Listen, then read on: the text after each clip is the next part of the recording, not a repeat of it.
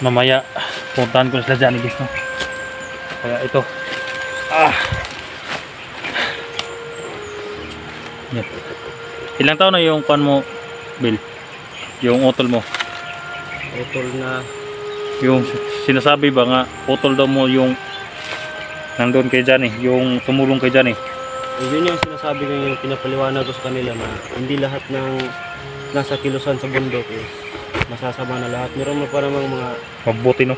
kagaya ko na gusto magbago, naghihintay lang ng tamang tiempo. Pero sa inyo, sa dito, Bill, daghan ba kayo mga surrendera silang kampo, Bill? Ay katong pag gingnan ako tong mga suod gina ako dito sa kuan sabay mi ana sabay kung uban nahadlok na dili lagi kuda sige lang pamilya na po iko anon, pero ako nagduduwa. Pero gusto gid nimo nga makita gid nimong utol pod. Og Kasi magulang ninyo, kato siya o ikaw? kagmay ko mo kay nga sa una. Hi guys, magandang araw po sa lahat. Magandang araw sa lahat ng mga viewers natin dyan, mga silent viewer natin dyan. Magandang araw po sa lahat. Sa araw nito guys, no, aakit na po ako guys dahil naplastar ko na yung mga alaga ko, dahil nag-aaral lang yung mga alaga ko guys, no. Naplastar ko na rin yung anak ni Johnny. Pero si Abil guys, dito lang siya sa baba guys, no. Dahil ako, naka-impake na ako ngayon guys. Kailangan ng gabay dito si anak ni Johnny at saka si Kwan guys, yung si ate dito sa baba. Kaya si Abil dito lang muna sa baba guys, no. Hindi muna siya sasama sa akin dahil tinatawagan ko si Johnny guys, nasa area daw siya guys, no. Kaya kung maaari puntahan ko sa area na sinasabi niya guys, no. Sana hindi siya lumipat, sila ni Kwan ni Raven, dahil critical ang kalagayan ni Kwan guys, no. Baka magka-infection, may mga gamot ng tendala guys, baka magka-infection yung Kwan ni Kwan ba Johnny. Kaya ngayon puntahan ko siya agad guys, no, dahil magbabaka sakali ako guys, baka nandun sa bundok yung asawa ko guys, no, dahil wala dito sa Patag. Baka ano guys, hindi ko alam kung anong nangyari sa asawa guys, no, kung dinakip ba o ano, dahil hanggang ngayon hindi ko pa makontak yung mga kamag-anak ko, wala daw doon. Kaya akit ako sa bundok guys, baka dinosob yung bahay ng asawa ko guys at dinala sa bundok. Baka ang pakanan nito si Joselito kundi si Baga-Baga.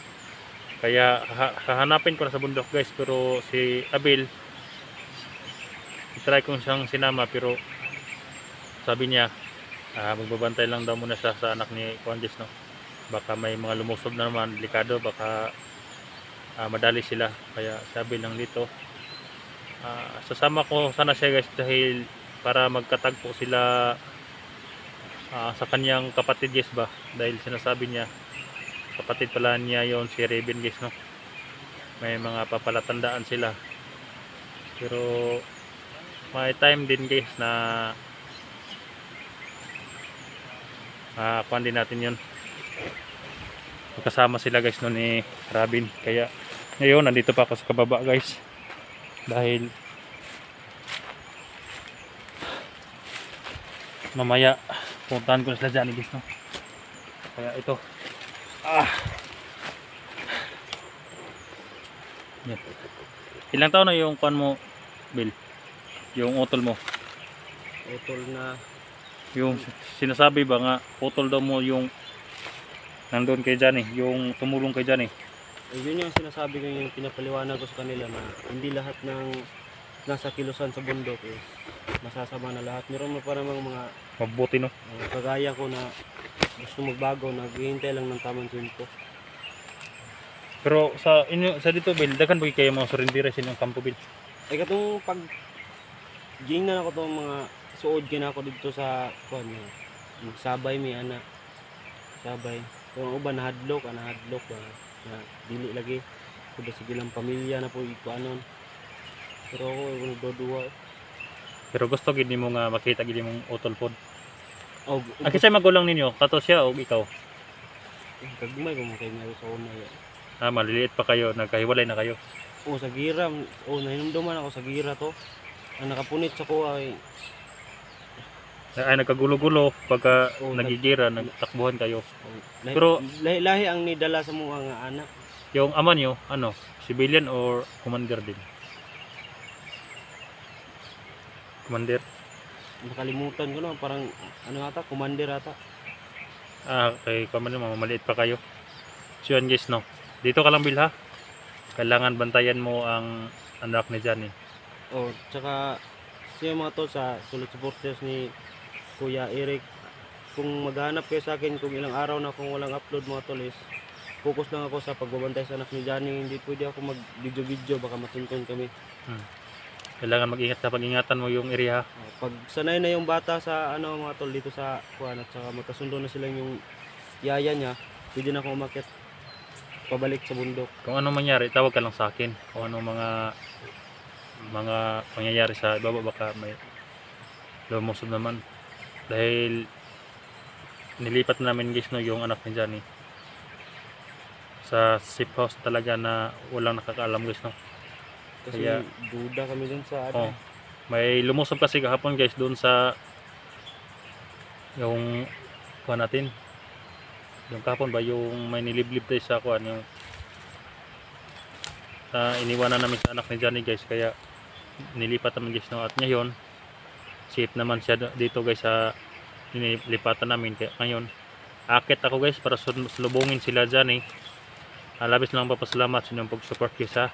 Oh, sana yan pagdating mo doon mababa na kayo ni Johnny at yung Oh, kapatid ko para magkausap kami kung ano talaga yung sabik na sabik din si kuan guys. Abangan nyo guys ng pagtatagpo nila Abil at saka ni Raven, dahil tingnan natin kung magkamukha ba sila guys, no? Dahil nakamas pa yun Bill, no? oh, bawal kasi sa bundok magubad ng mas. Baka Baka- makilala, no, na Kasi- magmas sila sa bundok dahil baka pagbaba makilala sila, no. Makilala. Saka Ganyan pala. marami ring nakamas doon baka makalimutan ng ibang bandido mabaril.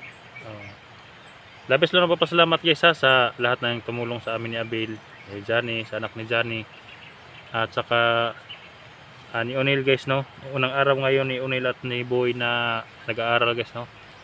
Hindi ko lang sila binidyohan guys, baka sa safety din nila guys, no. Kaya labis lang ako napapasalamat sa lahat ng sumuporta kay Ma'am Lisil, no. Shout out Ma'am Lisil Magsano, shout out po. At saka si Ma'am Villanos, si Ma'am Noemi, ayan, shout out po. Ma'am Merlin Bindio, shout out po siya dyan, ma'am. At Tinidaan daw, shout out po siya dyan, salamat po sa inyong pag-support. At saka si Maylin Bernes, shout out po. Aida Escoto, shout out po dyan, ma'am Aida. At sa Tita Hisosa Kabulisan, shout out po siya dyan. At saka sa Tidili na Ina, Sandy Dagopyon, ayan, shout out po siya dyan, no? At saka si Ma'am from London, ayan, shout out po. Salamat po ma'am ha, sa inyong lahat, sa lahat ng pagtulong nyo sa mga school supply na binigay nyo sa anak ni Johnny at saka kay Abel at Redin. Nakapag-aral na rin sila guys, no. Siguro bukas mag-aral na rin yung anak ni Bill, no. Yung Johnny. Ikaw na bahala doon, Bill ha. Bala. Ako muna yung magbabodyguard sa anak ni Johnny mga tol. Baka matuntun sa eskwelahan. Pag matuntun doon, malaking gulo yun mga tol. Kasi maraming bata sa Kaya hindi ka magbibideo talaga kaya ng yun nga yung pinupunto ko mga tol. Bawal ako mag-video. Baka matuntun ka yung bata. delikado. So, Mahirap sana na, ngayon baka magdala ng bomba doon sa loob ng eskwelahan mga tol. Maraming bata doon. bubumbahin mo, no. Salamat talaga sa inyong pag-support guys, no, hanggang ngayon. Hindi na kayo iniwan guys, no. Kahit ako guys, ang laki ng problema ko guys, no, dahil makawala sa asawa ko guys, pero dahil sa inyo guys, tumatatag yung loob ko guys na lumalaban. Dahil nung unang araw guys, nanghihina talaga ako guys, no. Yung unang nakita ko nga pagdating ko sa bahay, wala na ko yung asawa ko, dahil sobrang ayun, parang ganun na guys ba, wala na talaga akong pag-asa. Kaya nakaisip ako guys na magligti. Pero nang dahil sa inyo guys, tuloy pa rin ang aking pakikiglaban dahil sa inyo. Salamat sa inyong pag-comfort sa akin at pagtulong sa akin. Kaya ngayon itry kong puntahan yung area guys, no, nila Joselito, dahil nandun sila Johnny din. Kaya magdala ako ng gamot saka pagkain, dahil baka makita natin kita ko si Johnny doon, may panggamot tayo sa kanila. Nakuha na yung bala doon dito guys sa dibdib ni kuan, Yung kumuha sila. si kapatid mo daw, si Rebin. Kaya yan ang delikado kapag may infeksyon, kailangan ng gamot, kailangan talaga ibaba si kuan kapag makita si Grabe. Johnny ba, dahil critical yung kalagayan niya, baka bigla siyang collapse ba, kaya kailangan siya ibaba. Sana Bill, na pag akyat ko Bill, palaging on yung cellphone mo, Palagi itong on. Wala akong ibang Para- dito. ano mangyari makakontak ka sa akin agad para madali ako makababa. Sa lahat ng maghanap sa akin mga tol is online permente ako sa Facebook ko. Pwede kayo magtanong doon sa Facebook. Ilagay ko na lang dito sa screen mga tol kung anong Facebook ko.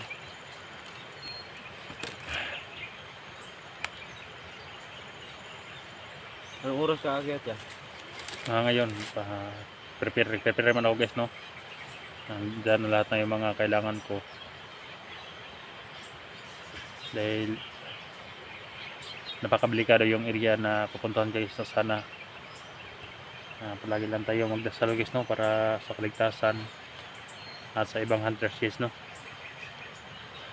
Nakagawa ko ng video na ito guys dahil dito po iwan si Abel sa area na ito, dahil nandun hindi na ako na-videohan guys, no. Nandun sa unahan may sitio dyan, doon ko iniwan yung anak ni Kuya Jesto dahil malapit lang sa may paralan. Kaya nagkatiwala ko naman Abel, dahil kailangan malutas tong mga problema ko guys at makita ko ng asawa ko guys, no. Importante si Johnny din. Mabuti at nakawala na pala si Kuya Jesto, si Kier. Sana Salamat. mag-abot-abot tayo na mga vlogger ito sa bundok. Oo nga. Para kilala ko rin silang lahat. Kawawa naman yung mo, utol mo, no. Yung tumutulong kay Kuan ba, mabuti hindi na baril ni Kuan guys, ni Johnny, yung utol mo nga si Rebin. Mabuti at hindi kinuha ni Johnny yung hindi pinakita, no, yung mukha ni Rebin ba. Kagaya yung sa akin, yung ni Johnny na bawal pa ipakita yung mukha. Matagal din akong hindi pinapakita yung mukha ko. Bawal pala sa bandido guys, no, na walang mas, katulad sinasabi ni Abel na bawal pala dahil baka may makita sila at saka bumaba sila. Ganyan din daw sila sa una guys, no? Nandyan pa sila sa bundok. Kaya ang dami nagtatrydor ngayon guys, no. Hindi ka mo pwede magkumpiyansa Abel. Sa lahat na mag-text sa'yo, huwag kang mag-reply ng kung saan location natin, ha. Hindi ako magsasabi mo. Sa lahat ng mga tanong nyo mga tol, yan lang yung hindi ko pinasagutin sa chat.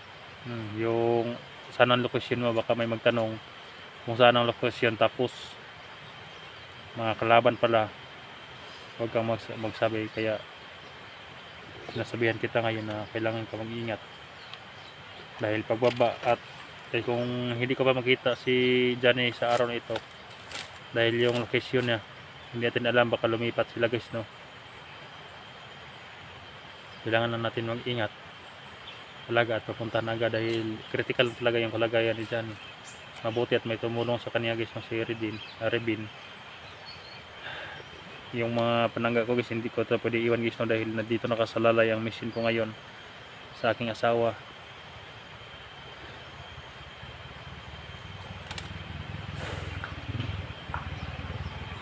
Guys, may mga dumaan na motor guys, dahil nandito kami sa baba.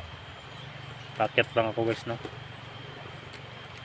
Labis lang akong pasalamat sa inyong pag-support guys.